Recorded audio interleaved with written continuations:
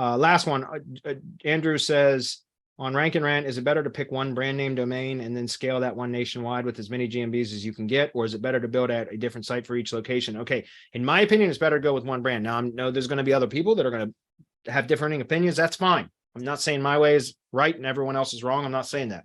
What I prefer to do is build a brand, because you can build authority to a brand. And it's, guys, we're in the semantic web. It's about entities, right? Entities and brands. And so if you can build authority to an entity, then you reach a kind of a critical mass or a tipping point where all of a sudden now you've built enough authority to a particular branded entity that when you add, or when you go into new markets with that brand, it will rank so much easier because it's inherited. It's benefiting from the authority of the brand, right? And so in my opinion, build a brand or several brands so that you don't have all of your eggs, like Adam said, in one basket. You could do this, like pick 2 or 3. Like I'll tell you 2 of them that I've got for tree service stuff right now. I got felling.pro, like felling, because tree felling is an entity for tree removal, more so on like the logging and deforestation side of things than for like tree removal at homes and stuff, but it's still synonymous with tree removal. So I got felling.pro as a domain. That is a cherry domain for a brand because it's so short. Felling.pro. Love it. In fact, that's one of them. And then I got another one called Grim Reaper Tree Services, and it's at grimreapertree.services. And so I got 2 of those. I love that. I had a really cool logo made with that too, with the Grim Reaper with a chainsaw next to a tree. It's really, really cool. But anyways, like I've done this locally. I know we're over time. I'm going to wrap it up, but I've done this locally in Virginia with a couple of brands for tree service stuff that I grew over the years. That's one of them that got hit that I was just talking about with what looks like a panda penalty, but it's a core algorithm penalty. There's no question.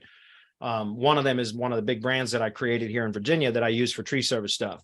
And why I talk about this is because with what I found was with this one particular brand that I'm talking about, which is my oldest tree service brand that I created like 9 years ago now. Anyways, I had up to 22 locations with that brand at one time. I reduced it down to 13. And then earlier this year, I lost 4 of them. So I've got 9 locations left. I had 4 of them suspended.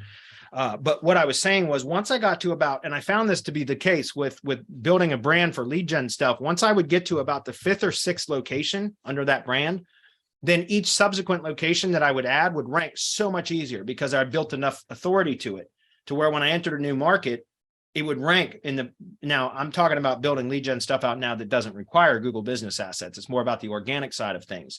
But when I was doing a lot of GMB or Google business asset building for lead gen stuff around the 5th or 6th location, as long as I properly optimized those previous locations, then when I would start to add any subsequent location would rank so much easier. So in my opinion, you're better off building not just one brand, but probably pick 2 or 3 different brand names, make sure they're brandable, not exact match keyword domains. You can use exact match keyword domain, but still the brand name should be something unique because you can establish an entity on a unique name so much easier than you can on a generic keyword name. Okay. Anyway,